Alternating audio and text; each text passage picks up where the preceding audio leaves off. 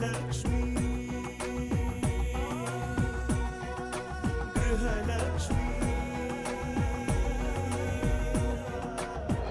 ಮೊದಲು ನೀನು ನನಗೆ ಈ ಮನೆ ಕೆಲಸ ಅಡುಗೆ ಕೆಲಸನೆಲ್ಲ ಹೇಳ್ಕೊಟ್ಟಾಗ ಲಕ್ಷ್ಮಿ ಯಾಕೆ ನನಗೆ ಹೀಗೆ ಹಿಂಸೆ ಕೊಡ್ತಿದ್ದಾಳೆ ಅಂತ ಅನಿಸ್ತಿತ್ತು.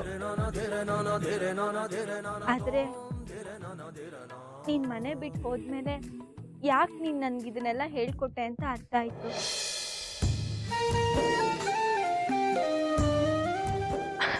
ಅದಿತಿ, ಈಗ ಯಾಕೆ ಆ ವಿಷಯ ಹಳೆದನ್ನೆಲ್ಲ ಮರೆತ್ಬಿಡು. ಈಗ ನಾನಿದ್ದೀನಲ್ವಾ, ಕೊಡು, ನೀನು ಒಳಗಡೆ ಹೋಗು.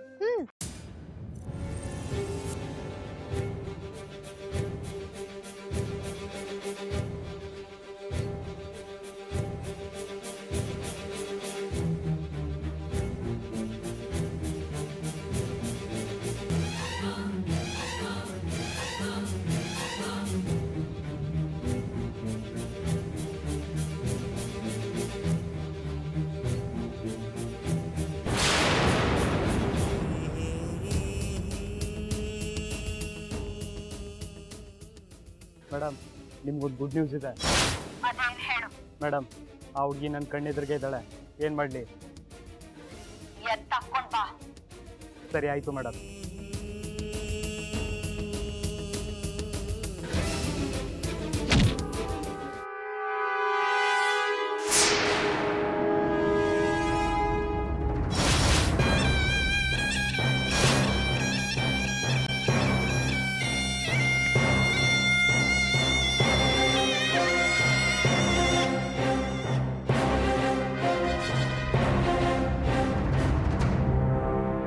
ಏನು ಶಾಕ್ ಆಯ್ತಾ?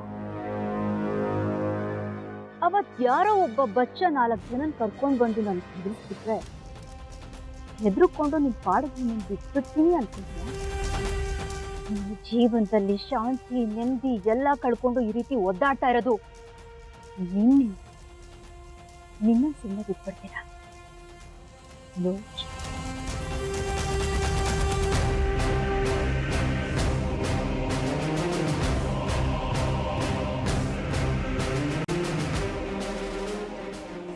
ನಿನ್ನ ಅಂತ್ಯ ಇರೋದು ನನ್ನ ಕೈಯಲ್ಲೇ. ಅದನ್ನು ತಪ್ಪೋದಕ್ಕೆ ಯಾರ ಕೈಯಿಂದಲೂ ಸಾಧ್ಯ ಇಲ್ಲ. ಯಾವನ್ ಬರ್ತಾರೋ ಬರ್ಲಿ.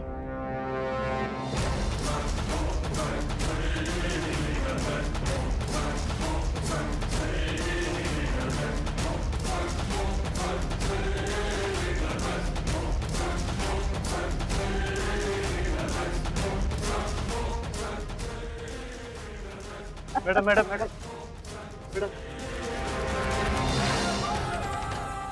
ಸಾಯ್ಬೇಕಾದವಳು ಇವಳು. ನೀನ್ ಯಾಕೋ ಅಷ್ಟೊಂದು ಭಯ? ಯಾಕಂದ್ರೆ ಅವನನ್ನ ಕಳ್ಸ್ಕೊಡಕ್ಕೆ ಯಮ ಬಂದಿದ್ದಾನೆ, ಅದಕ್ಕೆ.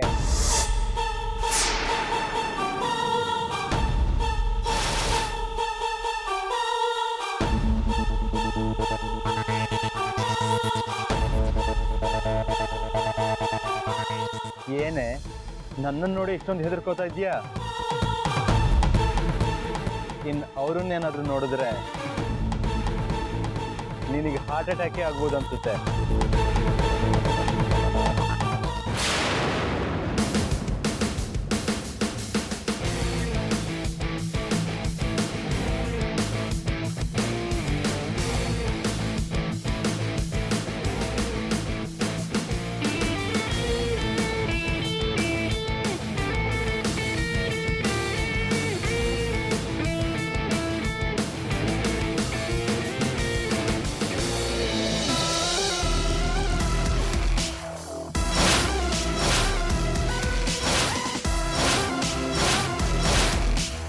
ಅಮ್ಮ,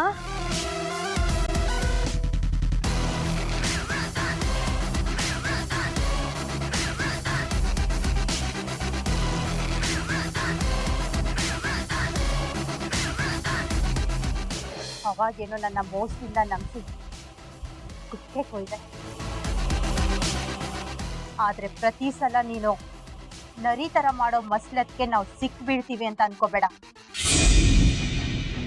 ಇನ್ಮೇಲೆ ನನ್ನ ಸಂಸಾರಕ್ಕೆ ನೀನೇನೇ ತೊಂದರೆ ಕೊಡ್ಬೇಕು ಅಂತ ಪ್ಲಾನ್ ಮಾಡಿದ್ರು ಅದನ್ನ ಗೆಲ್ಲೋದಕ್ಕೆ ನಾನು ಅವಕಾಶ ಮಾಡ್ಕೊಡಲ್ಲ.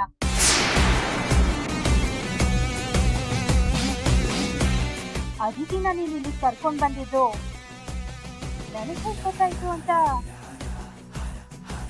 ಯೋಚನೆ ಮಾಡ್ತಾ ಇದೀಯಾ?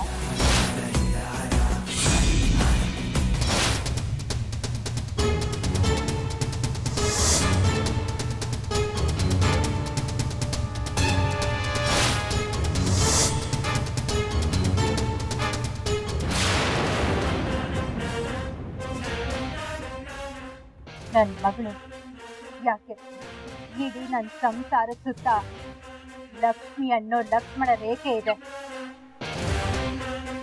ಅದನ್ನ ದಾಟಿ ಒಳಗಡೆ ಬರೋದಕ್ಕೆ ನಾನ್ ಯಾರಿಗೂ ಅವಕಾಶ ಮಾಡ್ಕೊಡೋದಿಲ್ಲ. ನಿನ್ ಕನಸಿನಲ್ಲೂ ಸಹ ನನ್ನ ಸಂಸಾರಕ್ಕೆ ತೊಂದರೆ ಕೊಡ್ಬೇಕು ಅಂತ ಅನ್ಕೊಂಡ್ರು ಅದ್ ನನಗೆ ಗೊತ್ತಾಗುತ್ತೆ.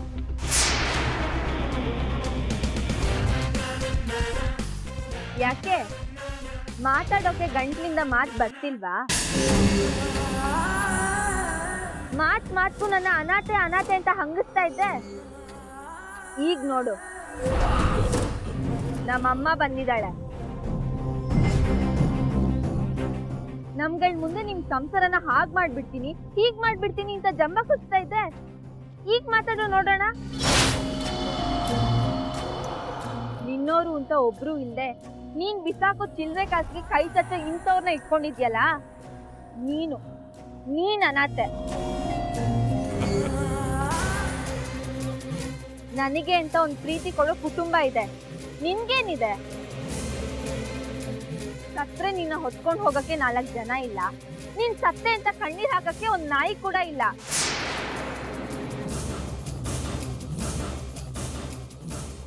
ಇಷ್ಟು ದಿನ ಬ್ಯಾಡ್ ಟೈಮ್ ನಮಗಿತ್ತು, ಈಗ ನಿನಗ್ ಶುರುವಾಗಿದೆ.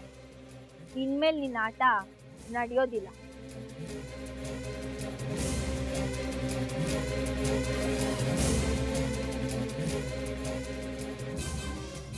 ಅವತ್ತು ನಾನು ನಿನ್ನನ್ನು ಒಂದು ಹೆಣ್ಣು ಅಂತ ಬಿಟ್ಟೆ, ಆದರೆ ನಂಗೆ ಇವತ್ತು ಗೊತ್ತಾಯ್ತು ನಾನು ಮಾಡಿದ್ದು ತಪ್ಪು ಅಂತ. ಇನ್ಮೇಲೆ ಅದಿತಿ ಬಗ್ಗೆ ಯೋಚನೆ ಮಾಡೋದನ್ನ ಬಿಟ್ಬಿಡು. ಅವತ್ತೇ ನಿಂಗೆ ವಾರ್ನ್ ಮಾಡಿದೆ, ಆದರೆ ನೀನು ಕೇಳಲಿಲ್ಲ. ಇವಾಗ ಹೇಳ್ತಿದ್ದೀನಿ ಕೇಳು, ಅದಿತಿ ಬಗ್ಗೆ ಅಲ್ಲ, ಅವ್ರ ಫ್ಯಾಮಿಲಿ ಬಗ್ಗೆನೂ ನೀನು ಕೆಟ್ಟ ಯೋಚನೆ ಮಾಡಬೇಡ. ಯಾಕೆ ಹೇಳು? ಇನ್ಮೇಲೆ ಅವ್ರ ಸಪೋರ್ಟಿಗೆ ನಾನು ಇದ್ದೀನಿ.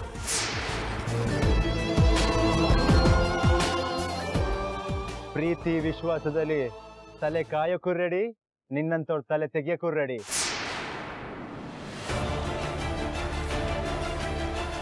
ಅರ್ಥ ಮಾಡ್ಕೋ.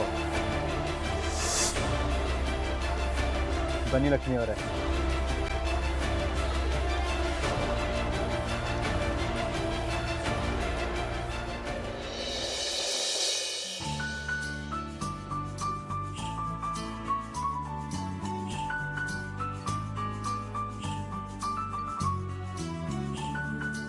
ಅಮ್ಮ, ಇದ್ಯಾವ್ದು ಹೊಸ ದೇವಸ್ಥಾನ? ನಾನು ಯಾವತ್ತೂ ಈ ದೇವಸ್ಥಾನಕ್ಕೆ ಬಂದಿರ್ಲಿಲ್ಲ ಅಲ್ವಾ? ನಾನು ಇಲ್ಲಿಗೆ 2ನೇ ಸಾರಿ ಬರ್ತಾ ಇರೋದು ಅದಿತಿ. ಈ ದೇವಸ್ಥಾನಕ್ಕೆ ಬಂದು ಪೂಜೆ ಮಾಡಿ ಹರಕೆ ಹೊತ್ತರೆ ಕಾಣೆ ಆದವರು ಆದಷ್ಟು ಬೇಗ ಸಿಗ್ತಾರೆ ಅಂತ ಡಾಕ್ಟರ್ ನನ್ನನ್ನು ಇಲ್ಲಿ ಕರ್ಕೊಂಡು ಬಂದ. ನಾನು ಪೂಜೆ ಮಾಡಿ ಹರಕೆ ಹೊತ್ತು ಮಾರನೇ ದಿನಾನೇ ನೀನು ನನಗೆ ಸಿಕ್ತೆ. ಅದಕ್ಕೆ ಇನ್ನೊಂದ್ಸರಿ ಪೂಜೆ ಮಾಡಿ ಹರಕೆ ಹೊತ್ತರೆ ಅಮ್ಮ, ನೀಲ್ಕಂಠಣ್ಣ, ಕವಿತಾ ಎಲ್ಲ ಆದಷ್ಟು ಬೇಗ ಸಿಗ್ಬೋದು ಅಂತ ಮತ್ತೆ ಪೂಜೆ ಮಾಡ್ಸೋದಕ್ಕೆ ಬಂದಿದ್ದೀನಿ. ಅಮ್ಮ, ಹಾಗಾದ್ರೆ ನಾನು ಅಜ್ಜಿ ಅತ್ತೆ ಮಾವ ಬೇಗ ಸಿಗ್ಲಿ ಅಂತ ಬೇಡ್ಕೋತೀನಿ. ಬಾ.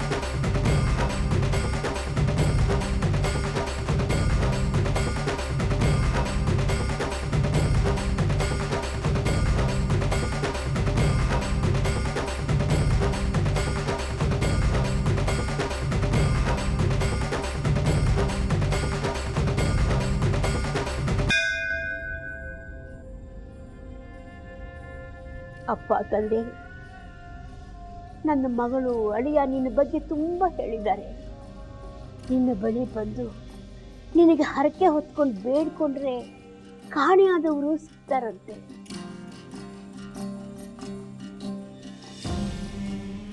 ನನ್ನ ತಾಯಿ ಲಕ್ಷ್ಮಿ, ನನ್ನ ಮಗ ರಾಘವ, ನನ್ನ ಮೊಮ್ಮಕ್ಕಳು ಎಲ್ಲಿದ್ದಾರೆ ಅಂತ ಗೊತ್ತಿಲ್ಲ. ಆದಷ್ಟು ಬೇಗ ಅವರೆಲ್ಲ ಬಂದು ನಮ್ಮನ್ನ ಸೇರೋ ಹಾಗೆ ಮಾಡಪ್ಪ.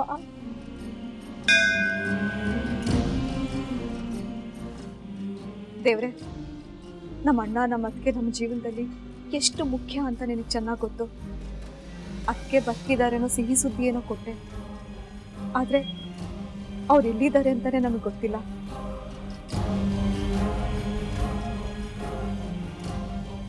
ಆದಷ್ಟು ಬೇಗ ನಾವೆಲ್ಲ ಒಂದಾಗಿ ಸಂತೋಷವಾಗಿ ಬಾಳೋ ಹಾಗೆ ಮಾಡಪ್ಪ.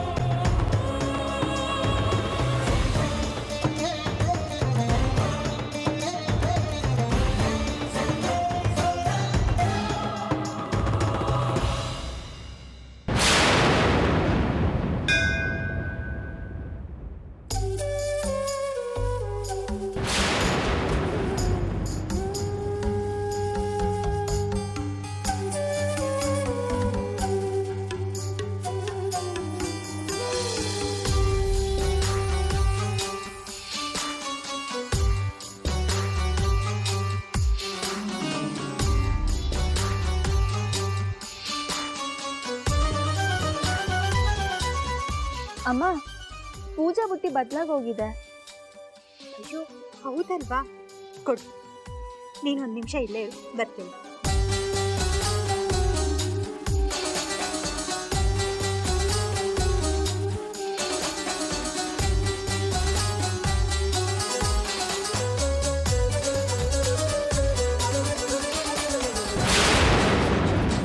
ಅರ್ಚಕ್ರೆ, ಪ್ರಸಾದದ ಬುಟ್ಟಿ ಬದಲಾಗಿದೆ ಅನ್ಸುತ್ತೆ. ಹೌದ್ರಾ? ಇದು ಪೂಜೆ ಬುಟ್ಟಿ ಎರಡು ಒಂದೇ ಥರ ಇದ್ದಿದ್ದರಿಂದ ಗೊತ್ತಾಗಲಿಲ್ಲ. ಈಗಷ್ಟೇ ಯಾರೋ ಒಂದು ತೊಗೊಂಡು ಹೋದರು. ಹೌದಾ? ಪ್ರಸಾದ ಯಾವುದಾದ್ರೇನು ಪರವಾಗಿಲ್ಲ.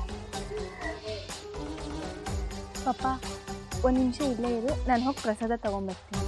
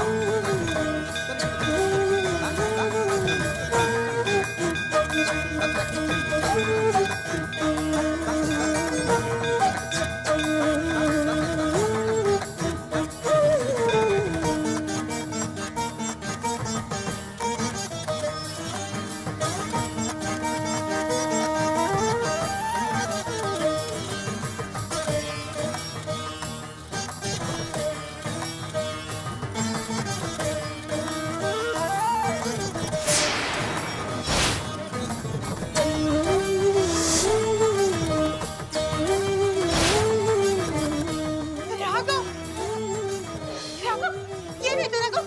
ರಾಘವ್, ಅದಿತಿ, ಅದಿತಿ, ರಾಘವ್, ಏನಾಯ್ತು ರಾಘವ್?